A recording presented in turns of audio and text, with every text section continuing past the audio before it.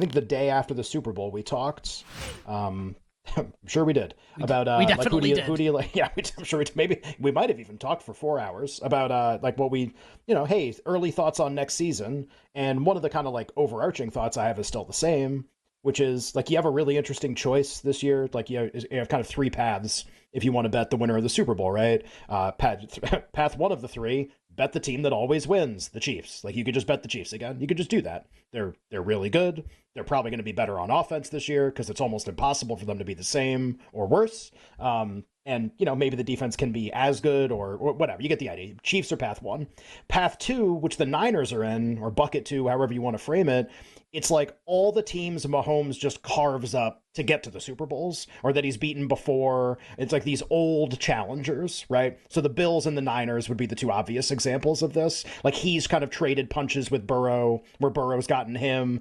Bengals to me are kind of a separate conversation. I'm not even sure they're going to be that good, but like the Niners and the Bills would definitely fit this profile. The Ravens would fit this profile, the AFC Championship last year. And then you kind of have like, I kind of put Dallas in this, not because they're the same, but San Francisco's gone through them a bunch of times to get to this. So you have like these teams that we've just seen it a bunch, and I don't really like any of them. And I don't know, it's the history of the league is so very specifically shaped toward like there's winners and losers and you know who each one is. Like you just know. And it's like, I mean, how many do Brady and Mahomes have and how many do all the rest of the guys have? Like how many they got that? Peyton Manning, right? Put him over there. Eli, put him over there. Like how many those guys got? And then look at the guys who lose all the time, but they make it really far. So like the stats are really good.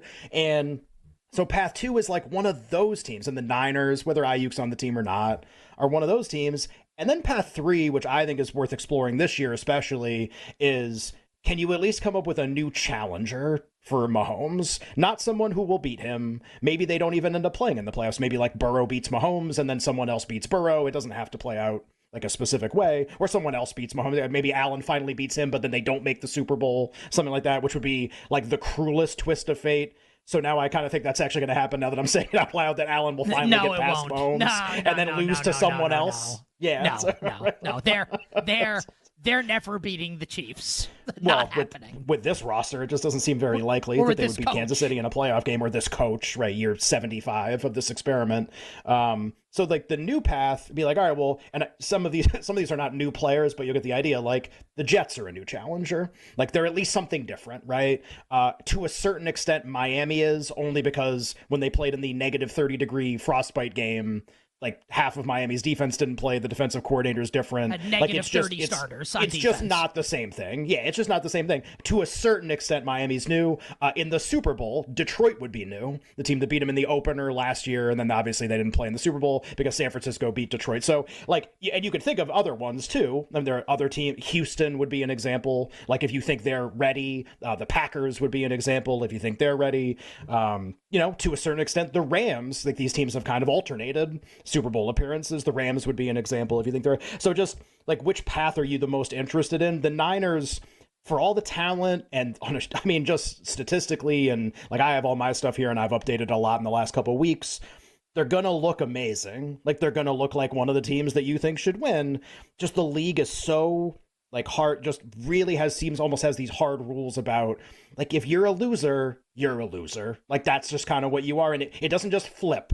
And you don't just go to like winning a bunch of Super Bowls. There's no example of that ever happening. So the Niners would be the first. I think that makes them really interesting. Is Kyle Shanahan a loser? He's like in the biggest of games, the answer has to be yes. Yeah. I was going to say, because I think, after the Super Bowl... Also, no one gets to the games except him. Yeah, him and Mahomes. They get to the games. And Brady. The shtick I did was, and it wasn't shtick, I think it's true, is that, everyone could say Andy Reid was a loser until he wasn't.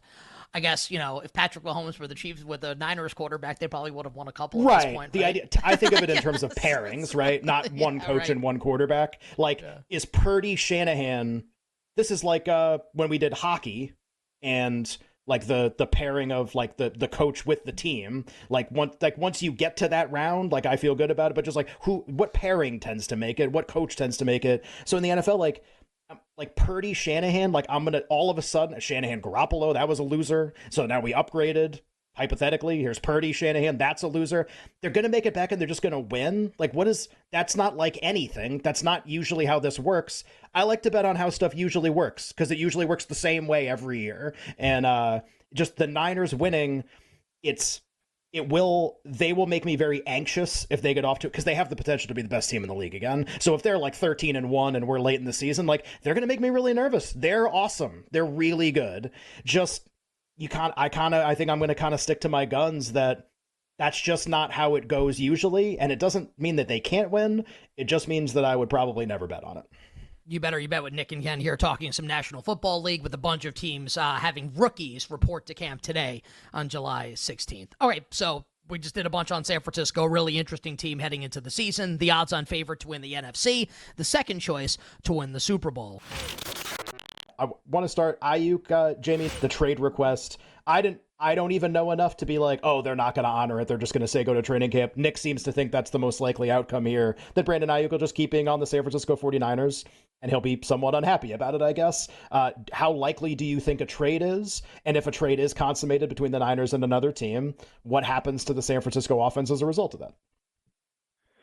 I mean, I think a lot of it, like Nick is alluding to, it's posturing from the Aiyuk camp. You know, the timing is not exactly the best for the 49ers because, like Nick said, you know, they're a Super Bowl contender. And so, you know, to bring somebody in at this time, you know, right before the start of training camp to pick up their system, to learn everything that needs to go on for them to still continue to play at the level that they're expecting to play at, it doesn't make a lot of sense. That being said, you know, depending on how much he's going to try and force his hand and maybe hold out and do anything, you know, that would give him any sort of leverage, you know, there are some teams that I would obviously assume would be interested in a player of his caliber, especially, you know, knowing how receivers have changed teams over the last couple of years. Again, most of that has come around the NFL draft, but you never know how things will unfold. So, you know, Washington is the team I think a lot of people look at and say, because of the connection with Jane and Daniels, the two teams that make sense to me, you know, from a standpoint of a need, and, you know, I think would love to have a player of his caliber. Dallas, you know, looking at their second receiver spot, and New Orleans, you know, there's the Clint Kubiak connection. You know, he was just part of the offensive staff there.